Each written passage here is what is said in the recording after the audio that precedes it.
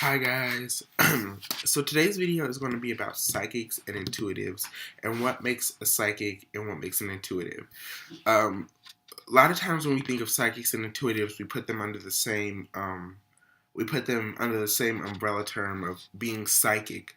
But I would like to define what makes the two different. So, intuitives are people who are able to feel energies and feel things such as spirits and presences of other things, not just, when I say spirits, I don't just mean, relatives and ancestors, but I mean angels and demons. They're able to feel those presences, and they're also able to feel emotions and other energetic vibrations. Um, and psychics are people who have an extra sense, literally. If you go back to the ancient, Greeks and their whole theory on Psyche in Greek mythology was the first wife of Zeus, and Zeus consumed her. And in his consumption of her, she stayed in his head to give him advice. So really, the term psychic, the word psyche, linking that to the word psychic, it's this extra sense that you have in your head that tells you when something isn't going right or when something is going to happen in the near future. Now, back to the whole idea of intuitives. Intuitives are able to feel things. They're able to feel your emotions. They're able to feel presences of energies such as spirits, such as spirits, uh, such as angels, such as demons, things of that nature. Um, they're also able to feel energies that have come in contact with certain energies. And they might even be able to feel aura energies and the vibrations off of your own personal body. Now, psychics literally have, like I said, they literally have an extra sense that tells them what's going on and what's going to happen. Now, everyone can be intuitive with the right mental training. Some people are born intuitive, but some people can become intuitive with the right training of their own bodies. But not everyone is going to be able to become psychic. Psychic is literally being born with an extra gift. Now, would I say that I necessarily have that extra gift?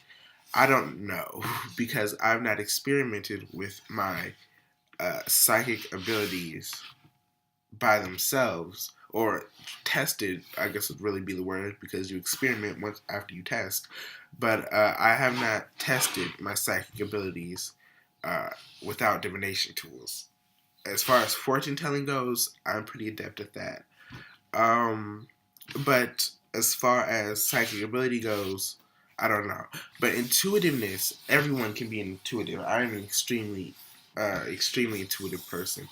I can look at a person and tell and feel what they're feeling and tell what's going on with them based on the energetic vibration that they give off. Every person can work to be in. Every person can work to be intuitive. Not every person can be psychic. Being psychic is a gift that can only be given to you by the Creator, the Divine. Um, if you would like to work on that, and you can most definitely petition, certain spirits that are associated with psychic abilities to help you gain a psychic ability. But if your body was not created to store a psychic ability, just beware that there might be some results that you might not necessarily like. Um, so let's talk about the gifts of an intuitive and the gifts of a psychic because these are two different things. Intuitives might be mediums. I think I might have already said this, but intuitives might be mediums. Intuitives might be mediums, might be aura readers, might be they might be oh my gosh, vibration. What are they called? I call them vibration fielders because they stick out their hand in order to get a psychic connection. But they might feel the vibrations of another person. They also might. They also might. Scan the room with their finger before they lock on a target because they're looking for a particular energy, or they're trying to figure out who's giving off a particular energy. Um, so They might also be empaths. Like I said, I'm able to feel another person's emotions by looking at them. So they're empathic. Now, psychics are people that can actually tell about future events, or they actually have voices in their heads that tell them what's going to happen. And they might separate that voice from the head from themselves, calling it a spirit guide or whatever. But that is a totally different thing. Um, a spirit guide is a spirit guide isn't the same thing as psyche, or the voice in your head that's telling you when the future is going to come to pass.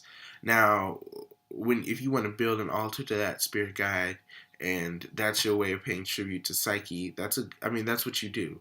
That's not it's not wrong. It's not a bad idea. But a lot of times, a spirit guide is a person that is guiding you on the physical plane. But when it comes to doing readings and fortune tellings and psychic abilities, they don't really have control over that. That's really just you yourself doing that.